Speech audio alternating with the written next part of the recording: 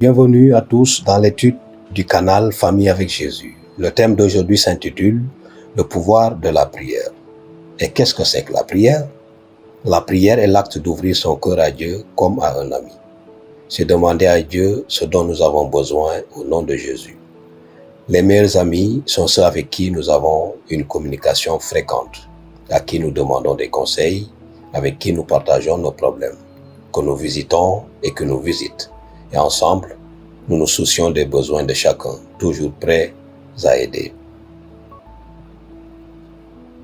Nous avons besoin de communication avec Jésus chaque jour, à chaque instant de la vie.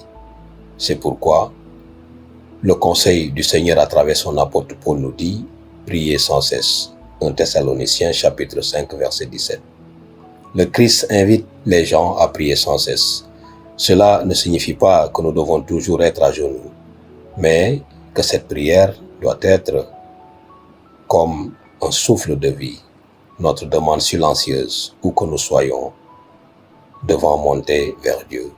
Et Jésus, notre avocat, intercédera en notre faveur, apportant avec l'encens de sa justice nos supplications au Père.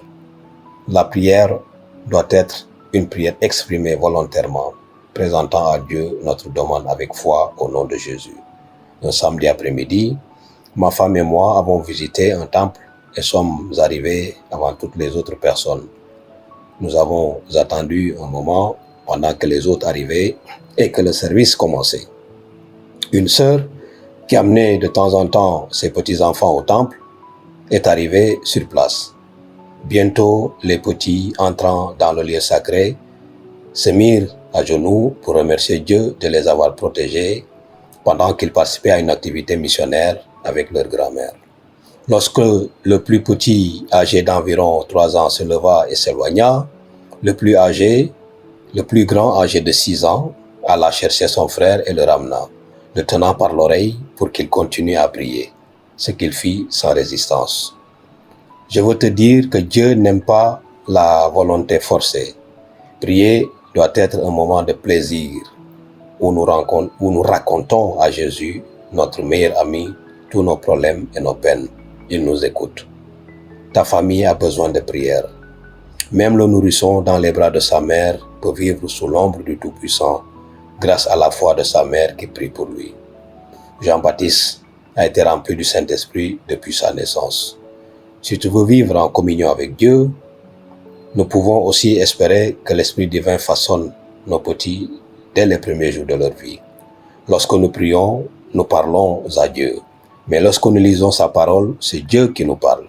Nous avons besoin de ces exercices spirituels chaque jour de notre vie si nous voulons être victorieux.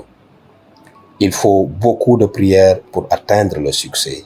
La prière donne du pouvoir. Les prières ont conquis des royaumes, rendu justice et obtenu des promesses. Elles ont fermé la gueule des lions, éteint des feux ardents, mais en fuite des armées étrangères. Tout cela écrit dans le livre des Hébreux, chapitre 11, versets 33 et 34. Prions, chers amis, pour que le Seigneur nous accorde du pouvoir dans la prière. Cher Père, nous te demandons d'écouter la demande de chaque famille qui s'élève vers toi dans son besoin. Qu'au nom de Jésus, elle puisse trouver la force et la paix et qu'elle puisse, Seigneur, conquérir le royaume des cieux pour leur famille. Au nom de Jésus. Amen.